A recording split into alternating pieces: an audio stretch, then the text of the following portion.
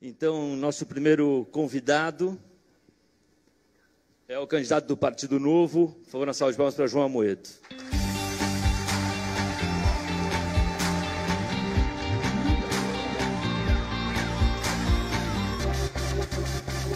Eu sento aqui, trocaram, gente. Você senta lá, eu sento aqui. Tá bom.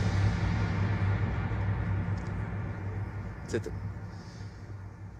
E aí, João, tá calma a sua vida, né? Tá tranquila.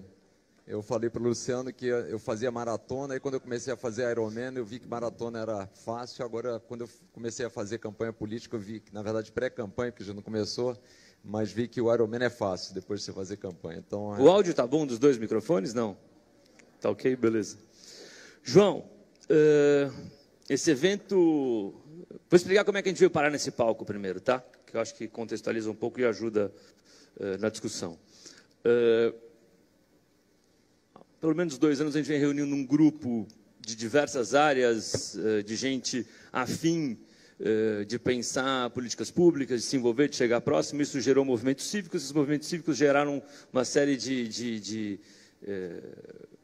resultados, desde uma nova geração de candidatos, uma agenda, e uma das agendas mais importantes sob a nossa ótica é de tecnologia de governo. E, principalmente, essas conversas nasceram no Agora e no Brasil Lab, daí com o Ronaldo e com a Letícia, que eu agradeço muito a parceria desde o começo e estendo isso a tantos outros que estão aqui, Mufarrege, Lona, muita gente que participou disso. A gente falou, vamos fazer um evento para começar a tentar construir uma agenda digital para o setor público no Brasil, e nasce esse evento porque eu aprendi muito trocando ideia com o Ronaldo e com a Letícia. Eu falei, vamos compartilhar esse conhecimento e vamos curar mundo afora quais são as iniciativas que estão dando certo e que a gente poderia ouvir e que nos inspirasse de alguma forma.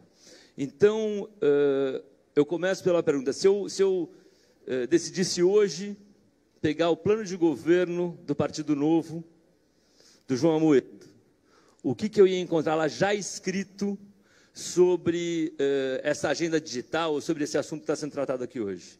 Luciano, muita coisa. Eu já tinha estudado bastante sobre blockchain e sobre a Estônia, não conhecia o caso da Índia. Aproveitei para agradecer aí o Brasil Lab, ITS, e fiquei impressionado. E, na verdade, quando a gente começou o projeto Novo, a gente sempre pensou na inovação. E assim, eu acho que a última pessoa que falou aqui, eu me esqueci o nome dela, mas ela falou uma coisa que eu achei muito importante. A forma política que a gente tem hoje significa devolver poder para as pessoas, dar mais liberdade, dar mais autonomia e mudar esse sistema de transferência, de fazer uma transferência de fato de poder, que é o que a gente sempre quis nesse projeto. E a tecnologia é fundamental, e só com ela a gente poderá fazer essa transferência de poder com mais liberdade para o cidadão e usando todos esses mecanismos que tem hoje. O que a gente já tinha pensado sobre isso, né? E acho que eu não conhecia ainda o exemplo da Índia. Primeira coisa, a plataforma do governo tem que ser uma plataforma de prestação de serviço e uma plataforma onde as pessoas possam interagir. Para isso, a primeira coisa que você precisa fazer é conhecer o seu cliente, que é o cidadão. Então, identidade digital, acho que isso tem que ser uma primeira prioridade que a gente está colocando. Realmente ter tudo junto. E é engraçado que no Brasil muitas coisas estão sendo feitas, mas na verdade, a gente tem que usar a tecnologia para mudar os processos e não digitalizar processos errados que existem. Então, muita coisa de identidade, digitalizar a identidade digital, digitalizar o título de eleitor, quando, na verdade, a gente deveria ter um documento só. Então, a primeira coisa, a gente vai ter um documento único. É interessante que, no Brasil, quem está fazendo essa centralização é o TSE, não sei porquê, né? Segunda coisa como eu estava falando, tem que ter a vontade política. No Brasil, tem uma das secretarias que está embaixo do Ministério do Planejamento, tem essa função de implementar um governo digital, mas só que, infelizmente, tem tanta interferência política, porque isso muda a forma de governo, que hoje está muito atrelada à distribuição de cargos, à distribuição de poderes, que acaba sendo freada. Então, ter uma secretaria, ou talvez até um ministério, a gente está pensando, nossa ideia, só para exemplificar, é ter no máximo 12 ministérios, mas certamente teria um de gestão pública, onde a área de tecnologia vai ser fundamental. Não dá para pensar num governo sem tecnologia. Então, primeira coisa, identificação digital única. Segunda coisa, quando a gente vai para a saúde, tem muita coisa para ser feita na saúde. Desde o prontuário eletrônico, até marcação de exames, até receitas online, muita coisa que poderia ser feita aí. Isso já está no nosso programa. Outra coisa que está no nosso programa é a burocracia. Acabar com os cartórios e usar basicamente a tecnologia do blockchain para validar os documentos e tirar toda essa burocracia hoje tão desnecessária que causa custo à população e especialmente aqueles mais pobres, né? Eu acho que um negócio blockchain que é interessante citar que, assim, algumas características dele que são fundamentais. Primeiro, ele dá integridade a todo o processo, né? Segundo, ele dá transparência. Terceiro, ele dá segurança. Quarto, ele dá privacidade. E, por último, ele dá inclusão. Tudo que a gente precisa na gestão pública brasileira. Na saúde ainda, outras coisas que dá para fazer também é a questão da telemedicina.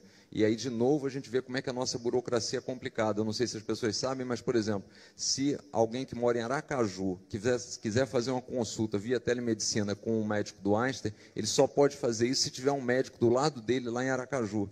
Então, você acaba impedindo que a tecnologia possa avançar. Então, na saúde é essa linha. Ter o processo, basicamente, da identificação digital para indivíduos, pessoa física e para pessoa jurídica. Com isso, a gente vai facilitar as pessoas empreenderem, vai diminuir a questão de fraude, vai reduzir bastante a burocracia, vai facilitar a abertura de empresas. Então, acho que esses são alguns dos exemplos que a gente gostaria de implementar. Se você falar de prioridade, você pensa que inovação e tecnologia são... A gente falou muito isso aqui nesses dias também, são os motores do progresso e a pesquisa em si, vamos falar que é o combustível dessa história. E ficou claro, assim, o Brasil é um país conectado. Já visto o número de habitantes versus a quantidade de smartphones, ver a força que as redes sociais têm no Brasil, ver a importância que as grandes empresas de tecnologia dão para o mercado brasileiro, deixa claro que é um país conectado. A nossa angústia aqui um pouco é se o cidadão fica mais conectado, se a sociedade fica mais conectada que o governo deixa de ser governo. Então, ou deixa de governar. A minha questão que eu quero colocar para vocês, a gente pode acreditar que um governo seu seria a revolução digital que o Estado brasileiro tanto precisa e como isso seria feito? Olha, acho que esse ponto do Brasil é o seguinte, a gente é o quarto país em quantidade de usuários na internet, né? E o Brasil, no ranking do governo digital, está na posição número 51. Então, já mostra como é que tem um descasamento enorme. Não dá para fazer o que a gente, inclusive, se compromete a fazer, que é dar mais liberdade ao cidadão, dar mais autonomia, reduzir o tamanho da máquina pública e dar mais eficiência à gestão dos serviços, sem utilizar tecnologia. Então, tecnologia, para nós, é determinante. Então, a gente vai ter que usar isso, é fundamental, e o Brasil tem a infraestrutura já razoável para isso, dá para já muita gente, hoje no Brasil são 120 milhões de pessoas que têm o WhatsApp, por exemplo. Então, as pessoas já estão conectadas. Agora, infelizmente, não conseguem usar isso para atendimento de serviço público. Você não consegue marcar um exame, você não consegue acessar um laudo, você não tem o seu histórico de exames, você tem uma dificuldade enorme. A própria Receita Federal, eu estava pensando sobre isso, quer dizer, todas as informações estão disponíveis online. Por que a gente precisa fazer, no final de cada ano, um imposto de renda? Se todas as transações já podiam ser registradas eletronicamente, você não teria que fazer um imposto de renda, juntar recibo médico para declarar um imposto. Então, tem muita coisa para fazer. Agora, eu volto num ponto, porque eu sei que você vai entrevistar outros aí, que é fundamental, que é o seguinte, e essa mudança da tecnologia não significa só uma melhoria de vida de todo cidadão brasileiro, significa uma mudança de poder, porque a gente vai estar tirando o poder da burocracia, a gente vai estar tirando o poder de quem está na política e colocando o poder de volta para o cidadão. A pergunta que a gente tem que fazer exatamente é o seguinte, as pessoas estão dispostas a perder esse poder, quem está no governo? Porque isso é o pressuposto para que, de fato, a gente possa implementar as ferramentas tecnológicas, porque terá esse resultado como consequência. Eu acho que você colocou isso, acho que como teremos outros candidatos aqui também, tem algumas opiniões que eu acho que talvez sejam diferentes, e por isso eu quero colocar a pergunta. Você pega o caso da Estônia, por exemplo, é um processo de mais de 15 anos que isso vem acontecendo, com um presidente da República que tinha um background de programação e gostava desse assunto e implementou nas escolas, foi criando uma geração conectada, vamos dizer assim, mas o sistema da Estônia, que hoje é open source para quem quiser no mundo, ele nasce de uma necessidade do sistema bancário. O sistema bancário pede ao governo para conseguir entender quem é o cliente, vamos dizer assim, e até hoje ele foi desenvolvido a quatro mãos com a iniciativa privada, e até hoje ele é assim. E vários casos na Índia, por exemplo, os dados é um ativo do governo, mas ele é gerenciado pela iniciativa privada em sociedade. Então, eu queria saber qual é a tua posição em relação a isso, como é que você, porque é um trabalho de Hércules que vai ser tudo isso. Então, como é que é a tua opinião e visão em relação a parcerias público-privadas, vamos chamar assim, nessa área de tecnologia especificamente? Eu acho que a gente pode fazer. Eu acho, aí tem um ponto importante da questão da tecnologia do blockchain, é que justamente permite que você dê a privacidade, porque acho que essa é uma preocupação que as pessoas têm, né? Eu vou dar meus dados todos, vai ter uma centralização de todos os dados, quem vai ter acesso a isso? E aí, justamente, a tecnologia blockchain permite que você, como usuário, defina qual é o nível de transparência, a quem você quer dar transparência de cada um dos seus dados. Agora, a parceria é sempre boa, a parceria público-privada. Eu, particularmente, prefiro que a iniciativa privada tenha uma autonomia maior, porque ela tem os incentivos corretos para fazer as coisas certas, né? Quando a gente coloca na mão do governo, normalmente tem uma ineficiência, tem uma indicação política e o processo atrasa. Agora, o governo poderia trabalhar muito na infraestrutura e deixar, na verdade, a parte da tecnologia e a montagem de todo o resto do mecanismo, especialmente o software, na iniciativa privada. Acho que esse, para mim, seria o melhor mecanismo. Agora, ele trabalhar muito na infraestrutura. Tenho uma curiosidade, estava ouvindo o último painel aqui, ouvindo a opinião do Denis, um pouco diferente da opinião do PB, por exemplo. Isso é uma discussão importante com o crescimento da tecnologia, com o advento da tecnologia cada vez mais rápido. Inteligência artificial é uma realidade para amanhã, machine learning, blockchains, etc. E, naturalmente, o que acontecer, o PB falou, você vai ter substituição de postos de trabalho, porque não tem muito jeito, vai acontecer. A máquina vai ser... E tem duas correntes diferentes. Uma corrente que acredita que você tem que desacelerar a velocidade da tecnologia para você preparar a sociedade para que ela consiga absorver esse novo formato de trabalho, e outra diz, não, solta, como o PB falou, solta a tecnologia, deixa ela correr solta, a máquina vai substituir o homem em muitos postos de trabalho, mas vai ser mais eficiente, vai ser mais rentável, vai gerar mais recursos para você investir na sociedade, e pode criar uma série de coisas, tem várias discussões sobre isso. Qual é a tua opinião em relação à tecnologia? Que caminho seguir? Eu certamente gosto mais do último, né? A gente, tudo que puder fazer para ganhar produtividade, na verdade, isso acaba virando geração de riqueza e toda a sociedade se beneficia. Foi assim ao longo de todos os últimos anos, né, com o capitalismo, quando a gente aposentou máquina de escrever, aposentou o fax, tudo isso, houve ganhos no geral para a sociedade. Eu acredito que a gente consegue sempre se reinventar, e quando você tem os mecanismos da tecnologia que fazem com que você possa produzir mais com menos, todo mundo ganha, não tem como ser diferente. Então, eu incentivo que a gente, de fato, possa usar o máximo de tecnologia sem essa preocupação de fazer uma coisa gradual, porque o ser humano terá capacidade de se reinventar. Vou dar um exemplo pontual. O Brasil hoje, não é julgamento de mérito se está certo ou se está errado, mas você não pode, por exemplo, substituir frentista ou cobrador de ônibus por máquinas, que no mundo inteiro é assim. Você acaba não deixando a tecnologia para você, de fato, proteger postos de trabalho, porque, enfim, é uma questão no Brasil. Como é que você vê essa questão específica, por exemplo, quando você vai para coisas pontuais do nosso dia a dia, que é um governo que, se for, é no ano que vem? É que o problema no Brasil é que normalmente a gente vê um lado da moeda só, né? Quando a gente faz isso, o que a gente está fazendo? A gente está onerando o cidadão brasileiro, que acaba tendo que pagar mais caro na passagem de ônibus, porque tem lá o cobrador, tem lá o motorista. Aquele dinheiro que ele poderia economizar, ele iria ser utilizado ou para a poupança ou para investir em alguma outra área e, consequentemente, geraria demanda e emprego numa outra oportunidade. Então, eu certamente seria favorável, de novo, o que aumentar a produtividade do Brasil, a gente tem que fazer, até porque, só para lembrar, o Brasil, até 1980, tinha uma produtividade mais ou menos igual à Coreia, a Coreia do Sul, obviamente, e nos últimos 30 anos a gente praticamente ficou com a produtividade desde 94 parada e a Coreia disparou. Então, a gente está muito atrasado nesse processo, né? E a melhor forma da gente tentar recuperar esse gap aí é usar a tecnologia, né? Algumas coisas, por exemplo, chamam a atenção.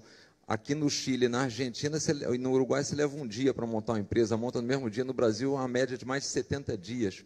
E aí a gente pergunta, mas por que tem 13 milhões de desempregados? Porque o sujeito não consegue empreender. Simplesmente isso, né? Bom conversar com vocês aqui, porque vira um assunto pontual, porque quem for eleito ano que vem vai ter, se tiver essa agenda como prioridade, é uma agenda para começar a partir de 1º de janeiro. Você mesmo passou por esse ponto e eu queria ouvir, assim, nos últimos governos no Brasil, a tecnologia ela ficou encaixotada ou no ministério ou nas empresas de dados, vamos dizer assim, tá? Basicamente. E o que a gente percebeu aqui nesses 2 dias, que a tecnologia, para escalar soluções para problemas crônicos que a gente tem no Brasil, ela transcende um ministério, ela está em praticamente todos. Então, como é que você imagina que é uma dinâmica de trabalho, efetivamente, para tirar, que eu vou ler o seu plano de governo para ver se tem mesmo quando sair daqui, e se não tiver, pode usar aqui que nossa agenda é open source. Como é que você pretende implementar essa nova dinâmica? Vamos lá. Primeiro, aproveitar, realmente tem muita coisa boa que a gente teve a oportunidade de assistir ontem, que a gente quer implementar, porque ideias boas são sempre bem-vindas, especialmente que a gente quer ir nessa linha de trazer coisas diferentes para mudar. Primeiro, tem 2 coisas que sempre me chamaram a atenção, tanto de fora do governo, né, como eleitor e não como um político. Qualquer negócio, qualquer empresa, e quem tem empresa sabe disso, tem 2 coisas fundamentais para você ir bem. É a qualidade da equipe que você tem e o investimento que você faz em tecnologia. Não tem como ser diferente. Então, em qualquer negócio, essas 2 áreas têm que estar presentes em todo o seu processo de gestão, em todos os serviços que você presta, em todos os produtos que você fornece. E aí, quando eu olho para a máquina pública por dentro, eu me pergunto o seguinte: qual é a área que cuida dos funcionários? Qual é a área que avalia os funcionários? Que premia os que estão indo bem? Qual é a área que substitui os que estão indo mal? Não existe. E a tecnologia é a mesma coisa. A tecnologia está encaixotada no Ministério, como você bem colocou, quando, na verdade, ela devia ser uma coisa transversal, atuando em todos os segmentos. Então, uma das ideias que a gente tem é justamente colocar essas 2 áreas com peso relevante do processo de gestão. Só assim você vai melhorar, especialmente no governo, que tem que atender a uma quantidade enorme de pessoas e tem que atuar em diversos setores. E não é à toa que no Brasil a gente acaba pagando muito imposto e acaba recebendo muito pouco em troca, porque a ineficiência na gestão é muito ruim. E só a tecnologia para resolver isso. Desculpa, alô. Para te dar, a gente tem mais 3 minutos, eu queria então, para te dar tempo na conclusão, aquela coisa que o conselho ajuda, exemplo arrasta. Eu vou contar a história uma vez aqui, agora depois eu pedi para contar para os outros candidatos lá atrás, para não ter que repetir, mas a gente abriu o evento ontem, a gente fez um estudo que chama Mapa da Informação, que é resultado desse evento, então também está aberto para quem quiser consultar, que a gente está nos últimos 6 meses mapeando onde o governo guarda as informações, e é uma confusão, você vai ver lá, depois vale a pena. Mas o fato é que a gente trouxe ao palco aqui a Cristiane, que foi uma das nossas entrevistadas durante esse processo de pesquisa, que ela é do Rio de Janeiro. A mãe dela, dona Arlete, teve 17 filhos e dona Arlete não tinha documento. E nenhum dos 17 filhos da dona Arlete tinha nenhum tipo de documento. E a dona Arlete, quando faleceu, mesmo tendo seus filhos em volta, ela foi enterrada como indigente, ficou 1 semana na geladeira, que não sabia, e foi enterrada como indigente. A filha começou a entender qual era, porque ela tinha 16 anos quando a mãe começou a entender a gravidade da situação de não ter documento e começou a tentar batalhar pelos seus documentos. Ela tinha 16 anos, ela tem 36, ela levou mais de 10 anos para conseguir seus documentos, só vai conseguir votar pela primeira vez agora, 20 anos depois que ela começou a tentar se mobilizar, para conseguir os documentos para ser uma cidadã presente. Então, a minha pergunta é a seguinte: o que você teria para dizer para a Cristiane? Olha, que num governo diferente, a gente vai priorizar, ela vai ter que dar um documento no primeiro momento. E por que eu fiquei muito otimista? Eu não conhecia os dados da Índia, e eles conseguiram, com 1 bilhão e 200 milhões de pessoas, fazer isso para 99% da população. E com um país com a dimensão que ele tem. Então, dá para fazer aqui no Brasil também. Agora, no Brasil, a gente tem um processo muito demorado para tudo. Não é exatamente na mesma linha, mas para você registrar uma patente no Brasil, você demora mais ou menos 10 anos. No Japão, você demora 1 ano.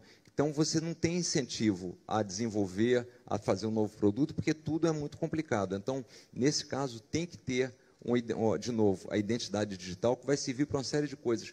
E é interessante porque tudo que a gente puder usar na tecnologia, até por questão de transporte, na parte de medicina, de você agendar exames, você não precisar ir lá, a gente tem que lembrar o seguinte: a vida de quem vai ser mais afetada com isso é justamente das pessoas mais pobres, que para pagarem um transporte, para perderem um dia de trabalho, perdem muito. Então, assim, a tecnologia fará uma diferença muito grande exatamente na vida daqueles que estão mais precisando hoje no Brasil. Então, a gente não pode deixar de usar isso, acho que é fundamental. De novo, a gente tem que cobrar isso dos nossos representantes e entender já de imediato que isso vai significar uma perda de poder. Então, é saber se a turma está disposta, de fato, a devolver poder para as pessoas, devolver liberdade, devolver a capacidade de cada um empreender, administrar a sua própria vida, o seu próprio negócio. Isso vai reduzir a burocracia, vai reduzir o peso da máquina pública e vai tirar poder de quem está no poder hoje. Então, a gente tem que fazer essa pressão como sociedade para mudar isso. Se a gente não fizer, a gente não vai conseguir fazer essa mudança. Muito obrigado, João Amoedo.